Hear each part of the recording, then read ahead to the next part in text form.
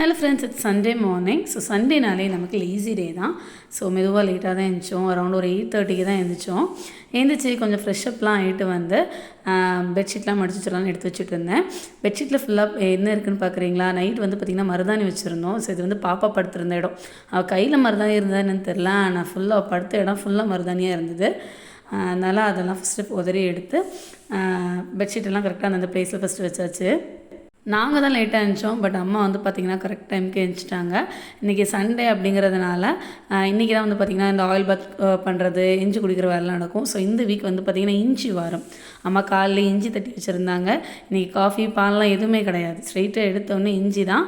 இதில் எவ்வளோ பேர் இஞ்சி தட்டி குடிப்பீங்கன்னு தெரில. பட் எங்களுக்கு இது அப்படியே ஹேபிட் ஆகிட்டு.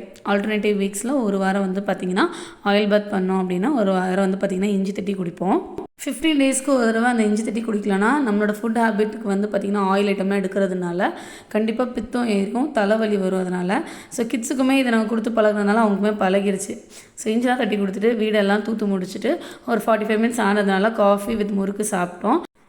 கிட்ஸுக்குமே பால் ஆற்றி குடித்தோம். நாங்கள் பால் காஃபிலாம் குடிக்கும்போதே வந்து பார்த்திங்கன்னா 10:45 11 கிட்ட ஆகிட்டா. அதனால அன்றைக்கி பிரேக்ஃபாஸ்ட் அப்படி ஸ்கிப் பண்ணியாச்சு. இஞ்சி குடித்ததுனால கொஞ்சம் வயிறும் காலியாக இருக்கணும்னு சொல்லி ஸ்ட்ரெயிட்டாக லஞ்சு தான் சாப்பிட்டுக்கலான்னு பிளான் பண்ணோம். ஒரு 11:30 12க்குள்ள லஞ்சு சாப்பிட்ருவோன்னு சொல்லிவிட்டு நான் வந்து பார்த்திங்கன்னா காஃபிலாம் குடிச்சு முடிச்சுட்டு பாத்திரம்லாம் வாஷ் பண்ணிவிட்டு கவுண்டர் டாப் க்ளீன் பண்ண ஸ்டார்ட் பண்ணிட்டேன். அன்றைக்கி லஞ்சுக்குமே பெருசாக பிளான் பண்ணல. நான் முந்தின நாள் வச்சு சுண்டவத்தல் குழம்பு இருந்தது. ஸோ அது மறுநாள் சாப்பிட சூப்பராக இருக்கும். ஸோ சூடாக சாதம் மட்டும் வடித்து அப்பளம் ஃப்ரை பண்ணிக்கலாம் அப்படிங்கிறது தான் பிளான். அதனால் நான் ஃபஸ்ட்டு கவுண்டர் டாப்லாம் க்ளீன் பண்ணி கேஸ் ஸ்டவ்லாம் க்ளீன் பண்ணதுக்கப்புறம் சாதத்துக்கு வந்து பார்த்திங்கன்னா அரிசி களைஞ்சி அடுப்பில் வச்சாச்சு. சாதம் சைடு பை சைடு ரெடி ஆகிடும். அடுத்து வந்து இந்த காஸ்ட் அயர்ன் தவா வந்து பார்த்திங்கன்னா ட்ரை பண்ணி லைட்டாக ஆயில் ஸ்ப்ரெட் பண்ணி வைக்கிற வேலை இருந்தது. நம்ம உடனே இதை பண்ணலாம் அப்படின்னா கொஞ்சம் நேரம் அது காஞ்சா கூட வந்து என்ன ஆயிடுதுன்னா உடனே துரு பிடிக்க ஆரம்பிச்சிது, ரஸ் ஃபார்ம் ஆயிடுது. அதனால் அது வாஷ் பண்ண உடனே லைட்டாக கேஸ் ஸ்டவ்வில் வச்சு கொஞ்சம் அந்த ஹீட் ஏறி அது நல்லா அந்த ஈரப்பதெல்லாம் குறைஞ்சோடனே ஆயில் ஸ்ப்ரெட் பண்ணி வச்சிட்டோன்னா துரு பிடிக்குங்கிற பயம் வேண்டாம். நல்லா அதை ஆறின உடனே நம்ம தூக்கி அந்த ப்ளேஸில் வச்சிடலாம்.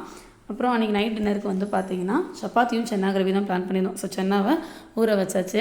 ஸ்கூல் டேஸ் இனிமேல் ஸ்கூலுக்கு ரெகுலராக போகணுங்கிறதுனால இஞ்சி பூண்டு பேஸ்ட் இருந்தால் கொஞ்சம் ஈஸியாக இருக்குமேன்னு சொல்லிட்டு அம்மா இஞ்சி பூண்டுலாம் உரிச்சு வச்சுருந்தாங்க. ஸோ அதையும் வாஷ் பண்ணி கொஞ்சம் ட்ரை அப் பண்ணி மத்தியானம் போல் அரைச்சிக்கலாம்னு சொல்லிட்டு வச்சாச்சு ட்ரை ஆகிறதுக்கு. அப்புறம் இந்த மண் சட்டி வந்து பார்த்திங்கன்னா நான் இப்போ லாஸ்ட் டைம் பொங்கலுக்கு வரும்போது வாங்கியிருந்தேன். அதை இனிமேல் வந்துட்டோம்ல அப்படின்னு சொல்லிட்டு பழக்கிடலான்னு சொல்லிட்டு அம்மா 2 நாளாக சுடு தண்ணி கஞ்சி வடித்த தண்ணியில் ஊற வச்சு இன்றைக்கி நல்லா கொதிக்க வச்சு வச்சுருந்தாங்க. அதையும் வாஷ் பண்ணி வச்சுட்டு கிச்சன் கவுண்டர் டாப்லாம் கம்ப்ளீட்டாக க்ளீன் பண்ணியாச்சு. ஸோ எல்லா வேலையும் முடிஞ்சது. சாதம் மட்டும் ரெடியான அப்பளம் மட்டும் ஃப்ரை பண்ணி சாப்பிட்டு ரிலாக்ஸாக ரெஸ்ட் எடுக்க வேண்டியதான்.